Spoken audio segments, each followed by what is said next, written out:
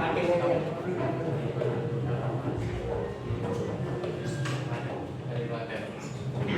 berarti kalian ini nggak semuanya dari sekitar daerah sini ya? Maksudnya nggak semuanya dari daerah Solo ya?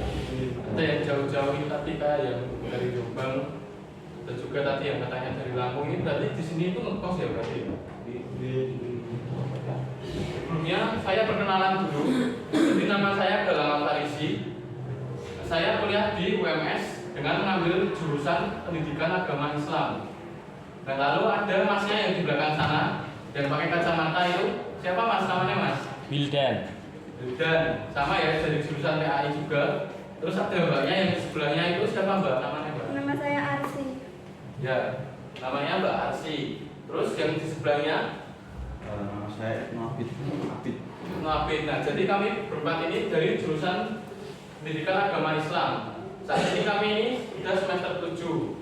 Nah, lalu kami di sini untuk PLP itu ya istilahnya kayak magang gitu loh. Nah, jadi kalau ada guru-guru yang misalnya ada berhalangan hadir ini, nanti kami yang akan menggantikan untuk pembelajarannya.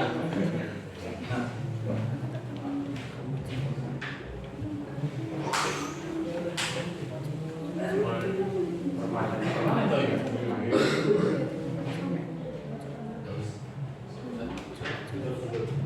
ini ada yang nggak hadir nggak? Apa hadir semua? Semua hadir. Nah, jadi pada kesempatan pagi hari ini saya akan mengajarkan kepada kalian tentang sejarah. Sejarah apa? Yaitu tentang sejarah masuknya Islam ke Indonesia. Jadi Islam itu awalnya kok bisa ada di Indonesia itu gimana sih? Sampai Islam ini merupakan salah satu agama yang sangat berkembang paling besar di negara Indonesia saat ini. Jadi itu awal masuknya itu gimana? Nah, sebelumnya itu ada teori-teori tentang masuknya Islam di Indonesia.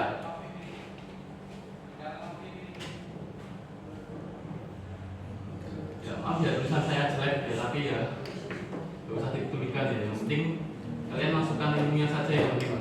Pak Guru, hapus dulu Pak, hapus dulu. Permanen. Nah, permanen enggak ini? Nggak bisa dihapus kok.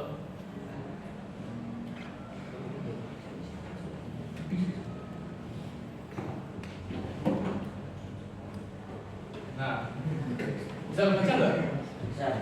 Yang di belakang bisa nggak baca ini? Bisa. Nah, jadi saya akan menjelaskan tentang teori masuknya Islam di Indonesia. Nah, teori masuknya Islam ke Indonesia ini ada beberapa teori. Yang pertama itu ada yang namanya teori Gujarat.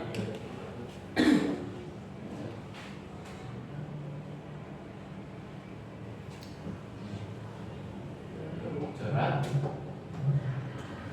Nah, bagi yang nggak tahu Gujarat ini, Gujarat merupakan salah satu negara bagian yang ada di kawasan India. Negara bagian India.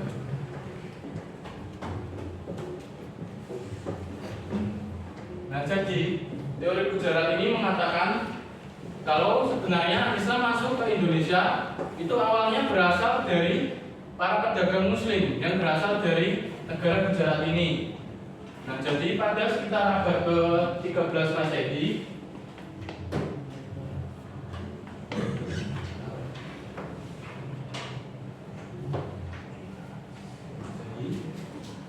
ini tuh kayak gini baca bisa nggak? Masih baca ya? Nah, jadi pada sekitar abad 13 Masehi itu ada para pedagang Muslim yang mereka itu berasal dari Gujarat. Nah, kemudian mereka itu singgah ke Indonesia. Mereka ini singgah ke Indonesia untuk melakukan kegiatan berdagang, sekaligus mereka sambil berdakwah dalam menyebarkan ajaran agama Islam. Nah, hal ini tadi dibuktikan semakin diperkuat dengan adanya bukti-bukti seperti ditemukannya batu nisan milik Sultan Malik Al-Saleh.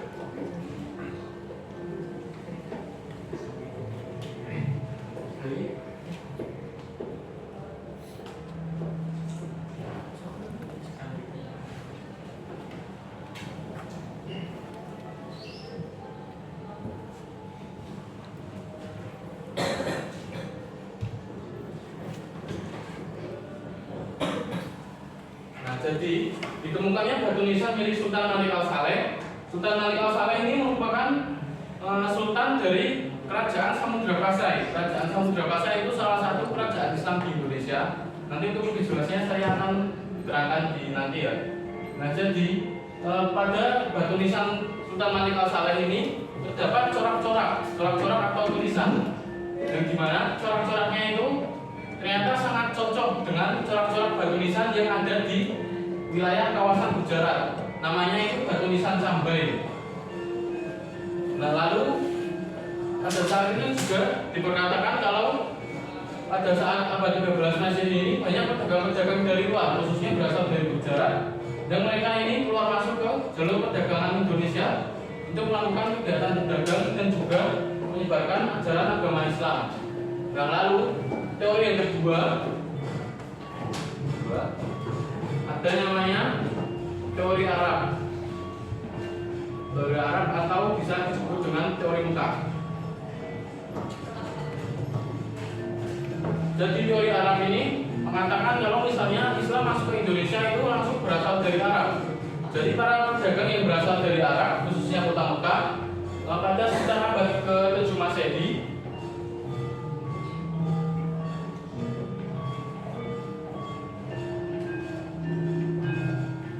mereka ini singgah ke Indonesia sama seperti tadi yang teori berjarak, yaitu tujuannya untuk melakukan perdagangan sekaligus menyebarkan ajaran agama Islam. Nah, hal ini juga diperkuat dengan ditemukannya catatan Tiongkok. Jadi pada saat itu ditemukan sebuah catatan Tiongkok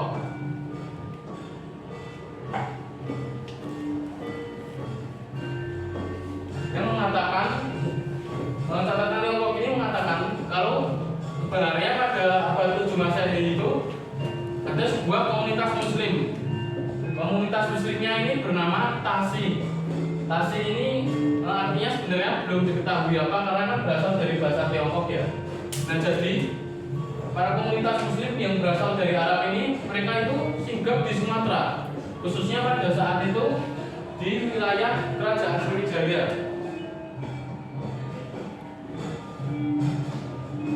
Komunitas Muslim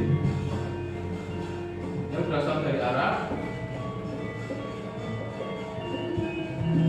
lalu mereka itu singgah di Sumatera, tepatnya di wilayah Kerajaan Sriwijaya. Mereka ini di sana juga melakukan perdagangan dan juga mereka itu berdakwah untuk menyebarkan ajaran agama Islam. Ini bisa dicatat di buku kalian ya kalau misalnya kalian mau. Dan ini tadi ya tentang teori Arab. Dan lalu dikatakan kalau sebenarnya hubungan perdagangan antara Nusantara dan juga bangsa Arab ini sudah terjalin sejak zaman Rasulullah SAW. Jadi sejak jauh kala itu sebenarnya Nusantara sudah menjalin hubungan perdagangan dengan bangsa Arab. Lalu ada yang ketiga itu namanya teori Persia.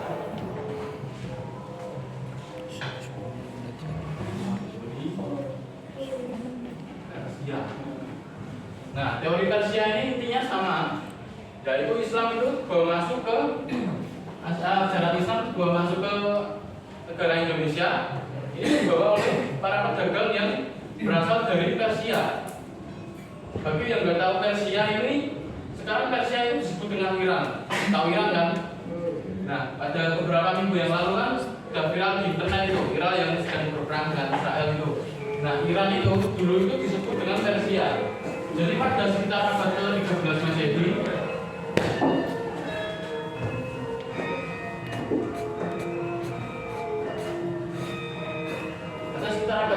Masehi, ada para pedagang dari Persia. Para pedagang yang berasal dari Persia ini kemudian singgah ke Indonesia untuk melakukan perdagangan dan juga menyebarkan ajaran agama Islam.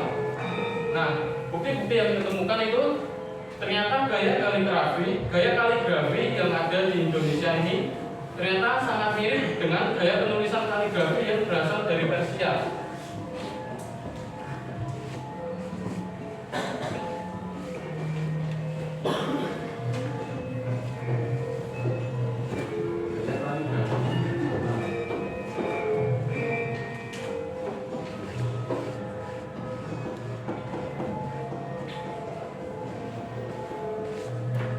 Lalu juga ada persamaan beberapa tradisi antara tradisi Islam di Indonesia dan juga tradisi Persia. Ini contohnya seperti peringatan 10 Muharram atau biasanya yang lebih kita kenal dengan peringatan Asyura, dan juga ada sebuah kisah yang namanya kisah Hasan dan Husain. Nah itu katanya itu, ini tadi ini diambil dari bangsa Persia juga. Nah kemudian teori selanjutnya yaitu teori keempat, ada yang namanya teori Tiongkok.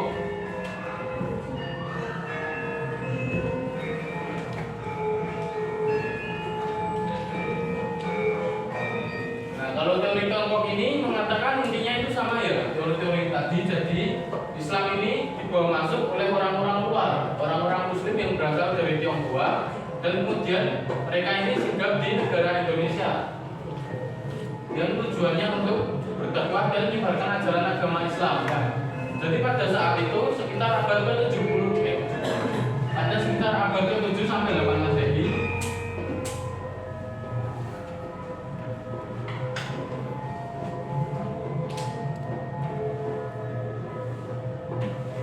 Pada sekitar abad ke-7 sampai 8 Masehi ini ada suatu komunitas Muslim yang berasal dari Tionghoa, yang dimana di dalam komunitas Muslimnya ini ada seorang tokoh bernama Laksamana Cheng Ho.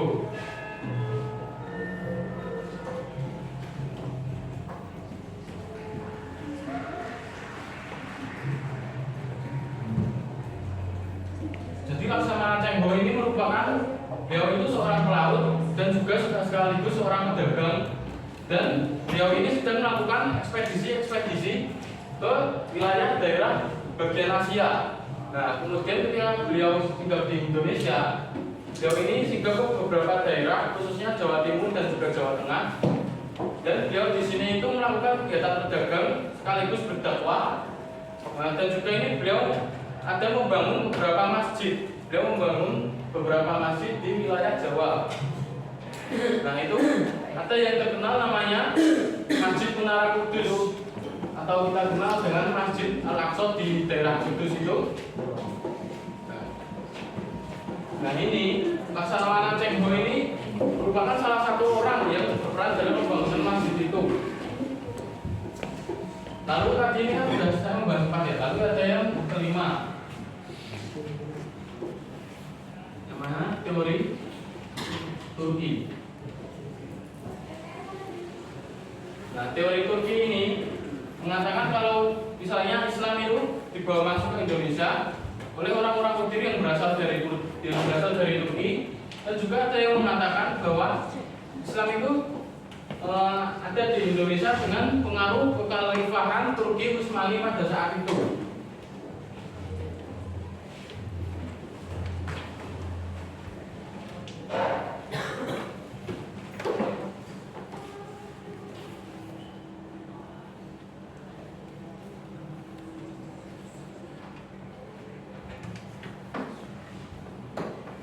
Nah jadi pada sekitar abad ke-15 Masehi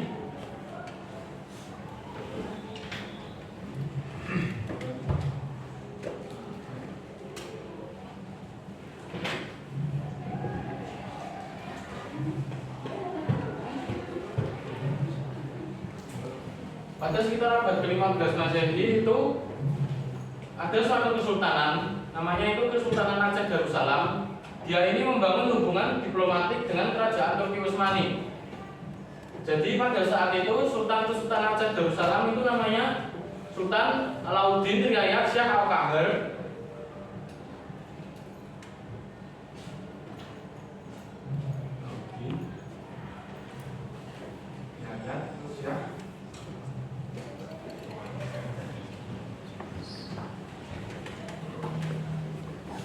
Beliau ini merupakan pemimpin dari Kesultanan Aceh Darussalam di masa ini. Dan pada saat itu kan Aceh sedang mengalami beberapa konflik dengan Portugis.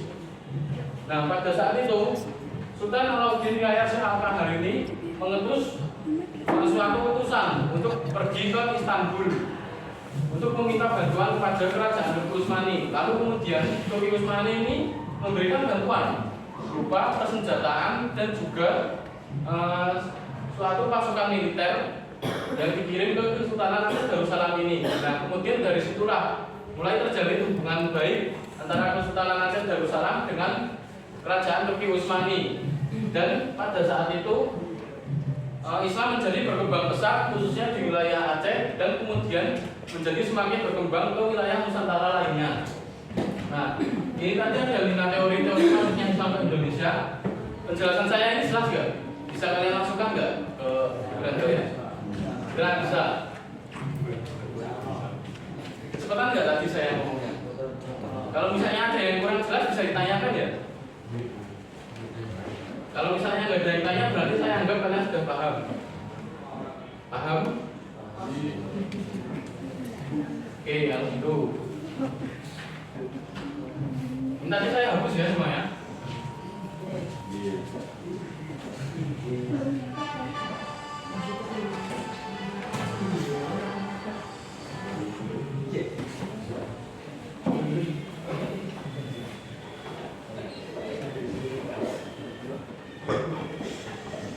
Nah, tadi saya sudah menjelaskan tentang beberapa teori masuknya Islam ke Indonesia. Nah, lalu kemudian di berikutnya ada yang namanya strategi masuknya Islam ke Indonesia. Strategi masuknya Islam ke Indonesia itu maksudnya itu jadi Islam masuk ke Indonesia itu lewat dengan cara apa sih? Jalur apa saja yang bisa membuat agama Islam ini masuk ke negara Indonesia?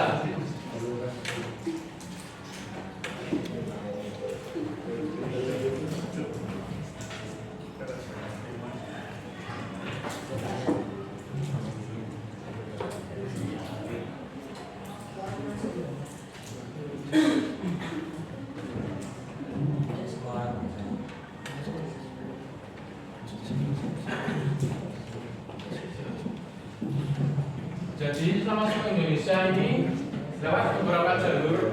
Ada yang namanya jalur masuknya ke Indonesia. Itu jalur yang pertama, Islam masuk ke Indonesia lewat jalur tasawuf. Kalian tahu nggak tasawuf itu apa? Tahu nggak? Nggak tahu. Nah, jadi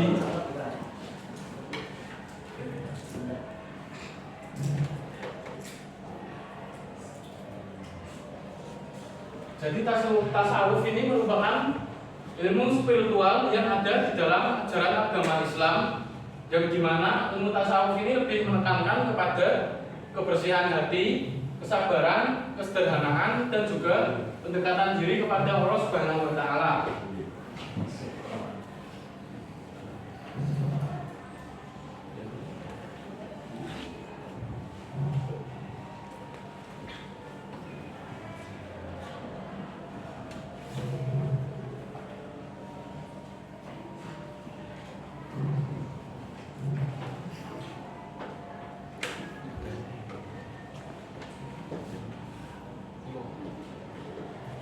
Nah, jadi pada di saat itu para ahli sufi atau dikenalnya dengan para ahli tasawuf ini, mereka memiliki pendekatan yang sangat toleransi dengan budaya yang ada pada budaya lokal di sekitar pada saat itu.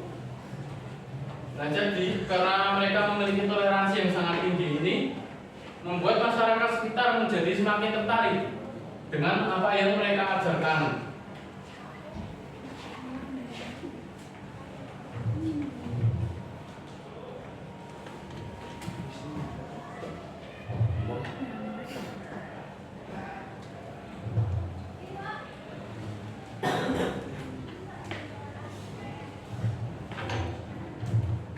Nah, mereka berdakwah dengan menggunakan cara seperti menggunakan simbol-simbol atau cerita-cerita, dan juga mereka ini menggunakan praktik yang mudah dipahami oleh masyarakat awam. Lalu berikutnya, yang kedua ada yang namanya jalur kesenian.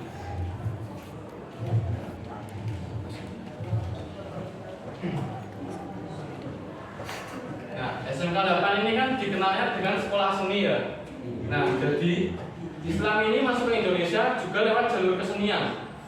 Jalur keseniannya ini seperti apa? Jadi pada saat itu Islam masuk ke Indonesia lewat pertunjukan, seperti bisa pertunjukan musik seperti pertunjukan musik Jawa ini namanya apa ini? Kalau yang ada di sini.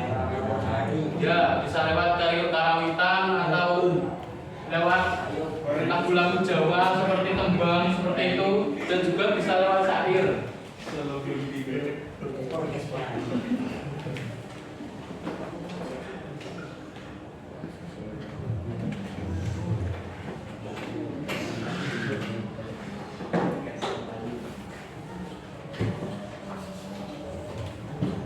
Nah, contoh nyatanya ini ada dalam kisah Sunan Kalijogo. Nah, jadi pada saat itu Sunan Kalijogo ini menggelar suatu pertunjukan wayang, yang dimana dalam pertunjukan wayangnya ini terdapat cerita-cerita wayang dan juga nilai-nilai ajaran agama Islam. Jadi beliau Sunan Kalijogo ini mengkombinasikan antara cerita-cerita wayang dan juga nilai-nilai dari ajaran agama Islam.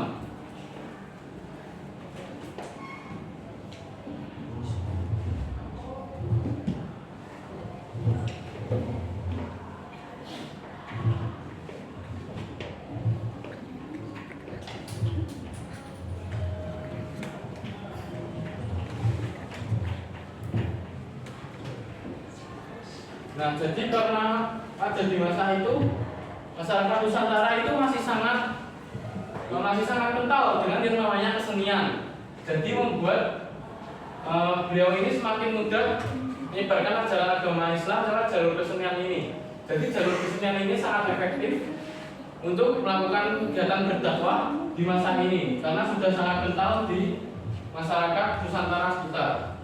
Lalu yang ketiga ada namanya jalur perdagangan.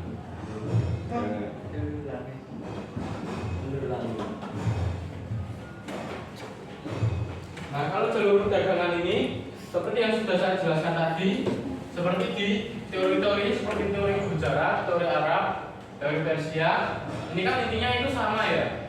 Intinya ini bahwa kalau Islam bawa masuk ke Indonesia ini lewat jalur perdagangan. Jadi dari mereka berdagang, lalu kemudian mereka sambil menyebarkan ajaran agama Islam.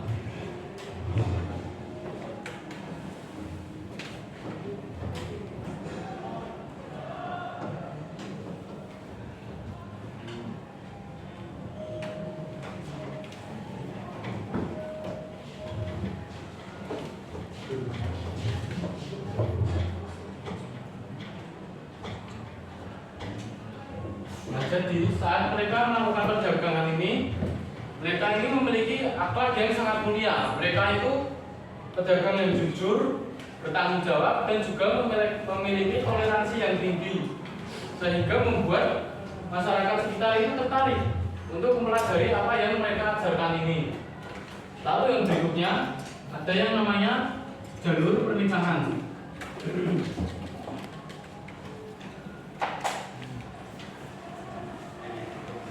Nah, seperti namanya pernikahan. Jadi jalur pernikahan ini Islam masuk ke Indonesia ini lewat jalur pernikahan ya. Jadi misalnya seperti para pedagang atau para ulama yang berasal dari luar dan kemudian mereka ini menetap di Indonesia.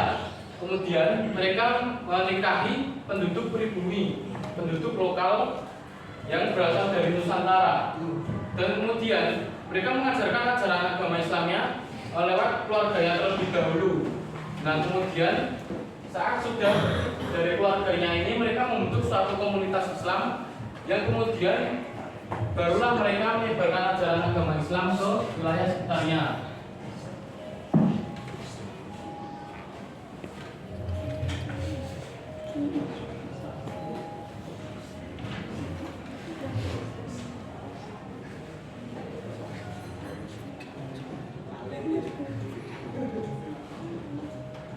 Nah, lalu yang kelima ada yang namanya jalur pendidikan.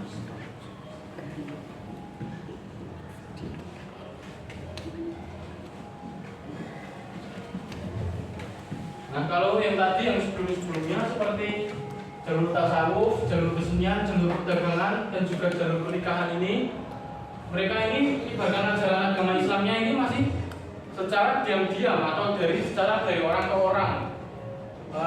Istilah lainnya ini masih secara tidak resmi. Dan kemudian dengan adanya jalur pendidikan, para ulama yang berasal dari luar itu dan kemudian tetap di Indonesia ini, mereka mulai membangun sekolah-sekolah Islam seperti pondok pesantren dan juga ada yang namanya holaqoh atau namanya sebutan lainnya majelis ilmu.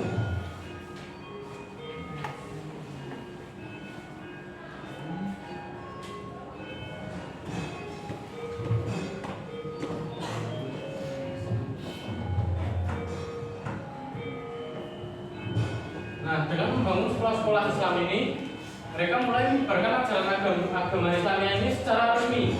Jadi terbuka untuk umum dan juga tidak secara sembunyi-sembunyi atau dari orang ke orang seperti jalur-jalur sebelumnya. Nah, di dalam sekolah-sekolah Islam ini, mereka ini mengajarkan ilmu-ilmu ajaran agama Islam seperti cara membaca Al-Quran, ada juga yang namanya ilmu fikih dan juga ilmu akhlak.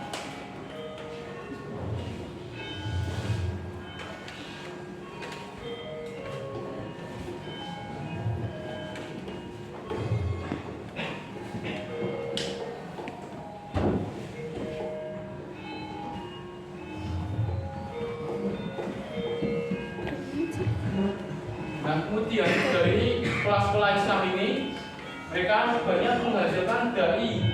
Dai itu atau istilah lainnya ini pendakwah baru yang kemudian meneruskan ilmunya ke generasi yang selanjutnya. Salah satu contohnya ini kita bisa ambil Wali Songo. Wali Songo ini sangat berperan penting dalam menyebarkan ajaran agama Islam lewat jalur pendidikan ini. Lalu yang keenam ini ada yang namanya jalur politik.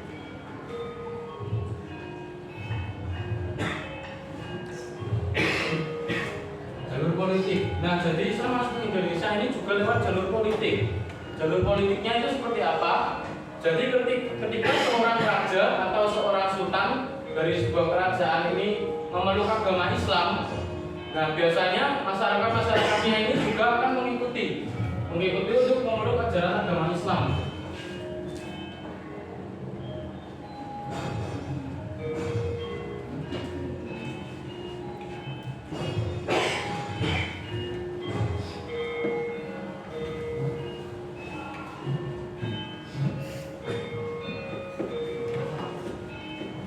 Sebagai contoh nyatanya ini ada beberapa kerajaan yang kerajaannya ini sangat total Islamnya atau bisa juga disebut sebagai kerajaan Islam yang ada di Indonesia. Contohnya seperti Kerajaan Samudra Pasai, Kesultanan Aceh Darussalam, Kerajaan Demak, Kerajaan Ternate dan juga ada beberapa kerajaan-kerajaan lainnya. Nah, itu saja untuk penerangan strategi masuknya Islam ke Indonesia. Paham nggak?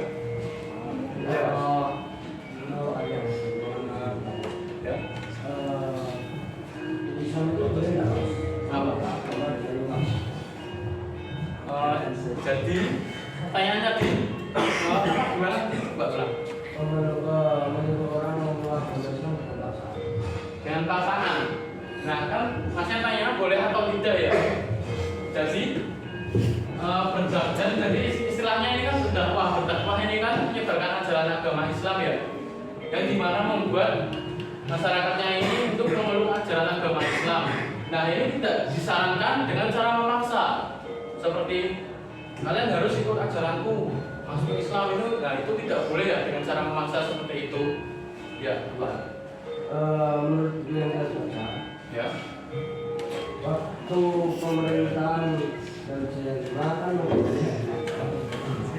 waktu itu anaknya dari 500 kakak kan pada kala itu Jembatan terus kalian Sunan Kalijogo Ya. untuk mengislamkan bapaknya. Nah, itu Sunan Kalijogo dia yang bapak orang Islam, orang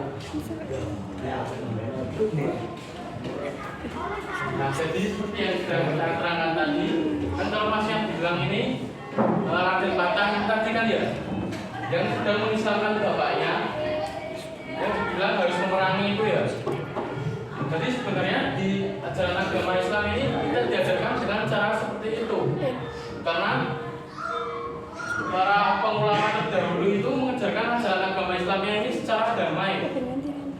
sudah dengan secara paksaan tapi secara damai ya.